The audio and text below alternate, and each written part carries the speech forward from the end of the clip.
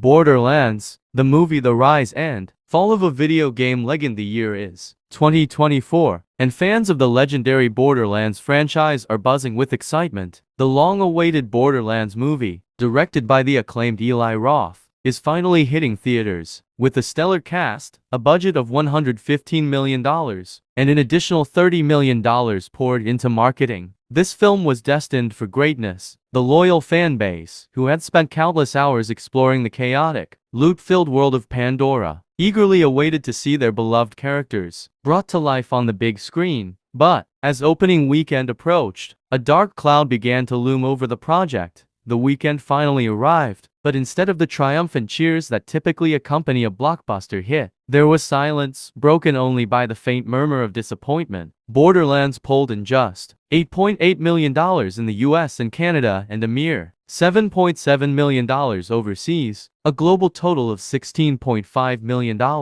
was far from what the creators had envisioned. For context, just a few years prior, Deadpool and Wolverine had raked in $96 million in the US alone on their opening day. Comparisons were inevitable, and the numbers weren't in Borderlands' favor. As the numbers trickled in, so did the reviews. They weren't just bad, they were brutal. Fans and critics alike expressed their disappointment. The film was criticized for betraying the essence of what made the Borderlands games so beloved. The dialogue that fans adored, the chaotic energy, the humor. It all felt lost in translation. Social media lit up with scathing comments, with fans questioning how something that seemed so promising could go so wrong. The backlash was swift and fierce, and the internet was awash with memes, jokes, and harsh words. In the midst of this storm, Randy Pitchford, the CEO of Gearbox and executive producer of the film, decided to address the growing discontent. Taking to X or Twitter, he offered a response that was both unexpected and optimistic. "So what you're saying is, you like what my friends and I do with our Borderlands video games, even more than you like what some of the biggest and best cast and crew of filmmakers on the planet have done. I'm super flattered. We're working extra hard for you on what's next." Pitchford's response was met with a mix of reactions. Some fans appreciated his lighthearted approach, while others felt it wasn't enough to address the deeper issues. But Pitchford's tweet wasn't just a defense, it was a hint at what was to come. Borderlands fans had long speculated about a new game, and this tweet seemed to confirm their hopes. Earlier in the year, Pitchford had teased that the Gearbox team was working on the greatest thing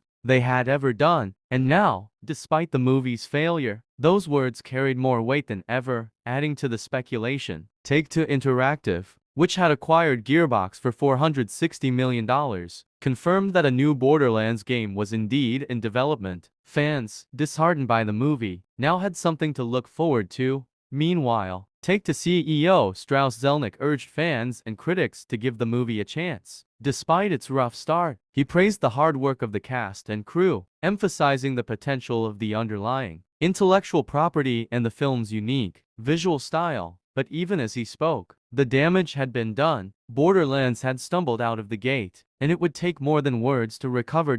As the dust settled, the reality became clear. Borderlands, the movie, was a failure in the eyes of many. It received a harsh 3 out of 10 from critics, with reviews calling it a catastrophic disappointment that betrayed everything fans loved about the original games. But as Pitchford's tweet hinted, the story of Borderlands isn't over. The movie may have fallen short, but the franchise's legacy remains intact. And with a new game on the horizon, fans can only hope that this next chapter will restore the magic that made Borderlands a legend in the first place.